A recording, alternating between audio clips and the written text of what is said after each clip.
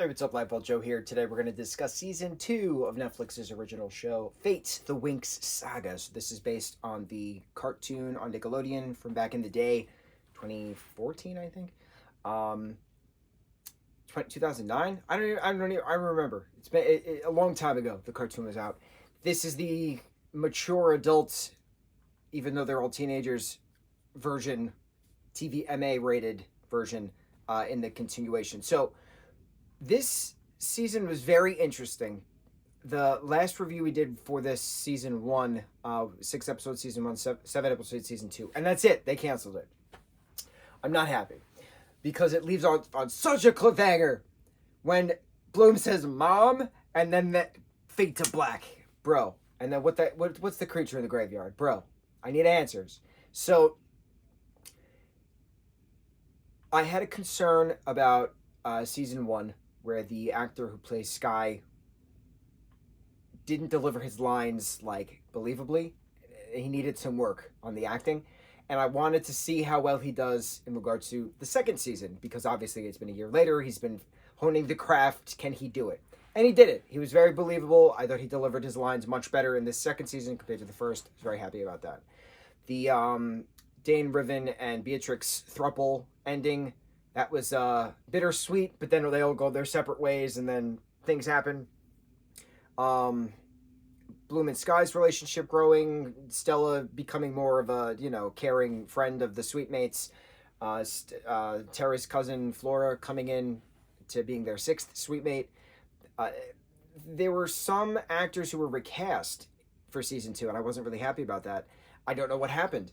My problem with this season is how the story was told, because if this was expanded to like 20 episodes, I think it would have been a well-rounded, well-versed, fully thought out story.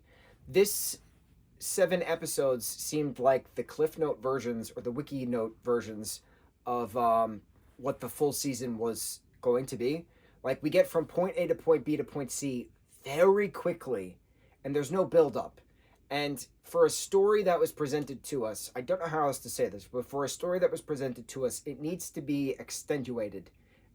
It has to be brought about in a build-up kind of way, where build up, something happens, you feel the emotion, build up, something happens, you get angry, build up, something happens, you feel that emotion and you're angry.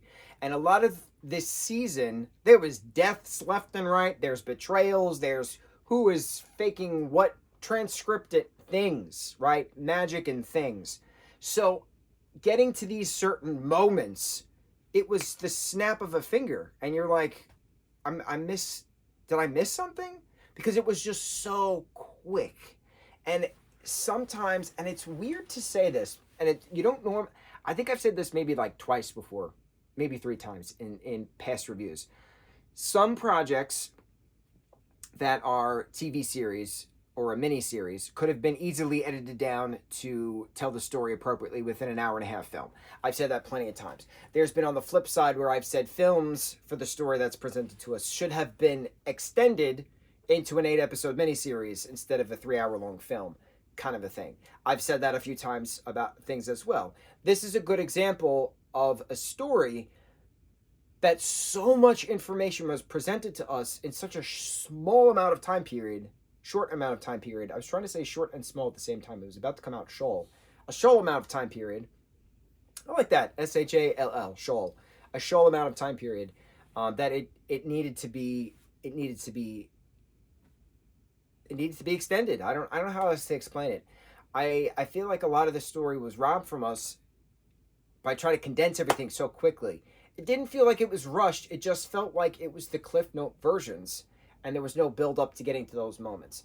I would have loved to see a season 3. I would have loved to know what that creature is in the graveyard. I would have loved to see what Bloom's now doing in the realm of darkness with her mom, gallivanting through this lighthouse thing. Would have loved to see these things.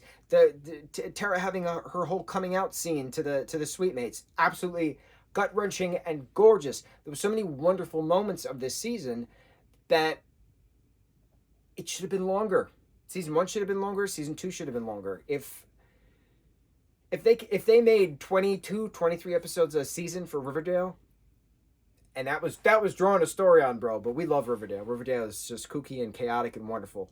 But this is a project that is a prime example of too short with so much story that it needed to be longer.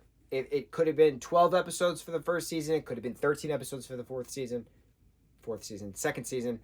I needed more. I needed the build up. I think we were robbed of the build up, and I want to know why we were robbed of the build up. Because this season, the cast did a great job comparative to the first season. The actors I had concerns with did a great job, but also why were certain actors recast? There were things. There were some problems, obviously, behind the scenes. I want to know what else happened. Otherwise, I still love the franchise overall. The 2 seasons were a wonderful entertainment aspect. I love the fairies getting the wings at the end. I thought it was great. The transformation, the villain in this, Sky. I thought he was not Sky. Sebastian.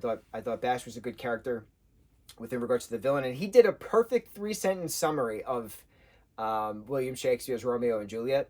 And I thought it was one of the greatest things I've ever heard in regards to people forget she was 13. That's problematic. It was just so wonderful. Such a great villain. I wanted more. I wanted more. I wanted more. Winx, the Fate Saga, Fate the Winx Saga, however you say it, Fate the Winx Saga, season 2, wonderful show. On to the next review. Mahalo.